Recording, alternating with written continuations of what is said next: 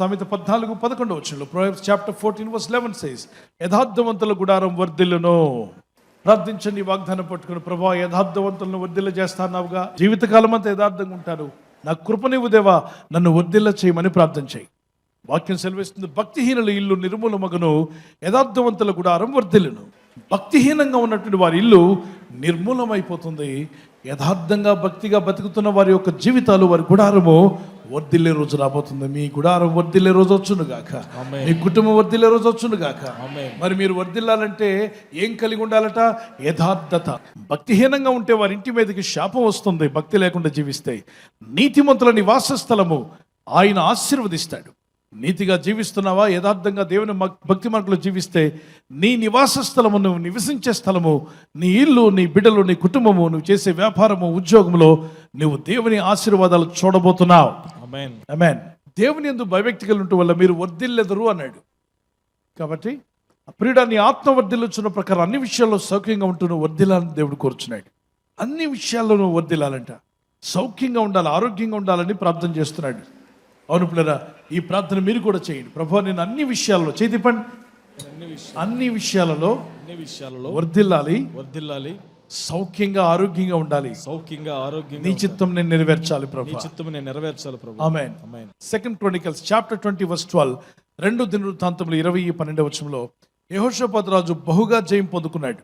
అనేక ఇబ్బందులు వచ్చినా జయిస్తూ వెళ్ళగలిగాడు. కారణం ఏంటంటే, దేవుని బిడ్డలారా, అతను యథార్థంగా దేవుని యందు భక్తి కలిగి ఉన్నాడు. ఈరోజు నీ జీవితంలో కూడా కొన్ని పోరాటాలు ఉన్నాయి, కొన్ని యుద్ధాలు ఎదుర్కొంటున్నావు. నీ ఉద్యోగ స్థలంలోనో, వ్యాపారంలోనో, నువ్వు చేస్తున్నటువంటి బిజినెస్లో కావచ్చు, నీ అనుదిన దైనందిన జీవితంలో, వీధిలో, ఏ ప్రాంతంలో ఉన్నా ఈ లోకంలో కొన్ని శక్తులు నీతో పోరాడుతూ ఉంటాయి. కానీ భయపడవద్దు, ఆ పోరాటాన్ని చూసి బెదరవద్దు, కృంగిపోవద్దు. కానీ ప్రార్థించి దేవుని మీద భారం మోపి మొరపెడుతుండగా దేవుడు తన జ్ఞానాన్ని నీలోకి రిలీజ్ చేస్తాడు. విశ్వాసంతో ముందుకు సాగు, గొప్ప జయమును పొందబోతున్నావు. 2 దినవృత్తాంతములు 26:5 దేవుని ప్రత్యక్షత విషయమందు తెలివి కలిగిన జకరియా దినములలో అతడు దేవుని ఆశ్రయించెను. అతడు యెహోవాను ఆశ్రయించినంత కాలము దేవుడు అతన్ని వర్ధిల్ల చేశాను. ఎవరిని ఆశ్రయించినంత కాలము? మరి దేవుడిని ఆశ్రయించకపోతే ఉన్నవన్నీ పోగొట్టుకున్నాడు. దేవుడిని ఆశ్రయించినప్పుడు అతన్ని దేవుడు వర్ధిల్ల చేశాడు. మీలో ఎంతమంది వర్ధిల్లాలని ఆశపడుతున్నారు? నేను ఆశపడుతున్నాను మీరు వర్ధిల్లాలని, బహుగా వర్ధిల్లాలి. మీరంతా, మీరు, మీ కుటుంబాలు, పిల్లలు చదువులో కూడా మీరు వర్ధిల్లాలి. పెద్దవారు మీరు ఎదిగిన తర్వాత మీరు అన్ని విషయాల్లో వర్ధిల్లే రోజు వచ్చును గాక. యవనస్తులు వర్ధిల్లాలి. గట్టిగా ప్రార్థన చేద్దాం. చేతులు వేసే వైపు తండ్రి, అయ్యా వర్ధిల్లే కృప నాకు దయచేయండి.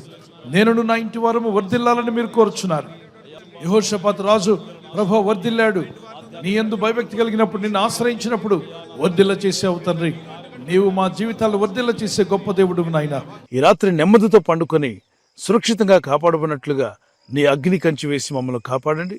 మీ చిత్తములో కొనసాగే కృప అందరికీ దయచేయమని యేసుక్రీస్తు ప్రశస్త నామములో వీరందరికీ చక్కని నిద్ర దయచేసి తెల్లవారు లేచి కృపను మాకిమ్మని క్రీస్తు యేసు నామములో అడిగి వేడుకుంటున్నామా పరలోకపు తండ్రి. ఆమేన్. ఆమేన్. ఈ వాగ్దానాన్ని మీతోనే ఉంచుకోకుండా లైక్ చేయండి, షేర్ చేయండి.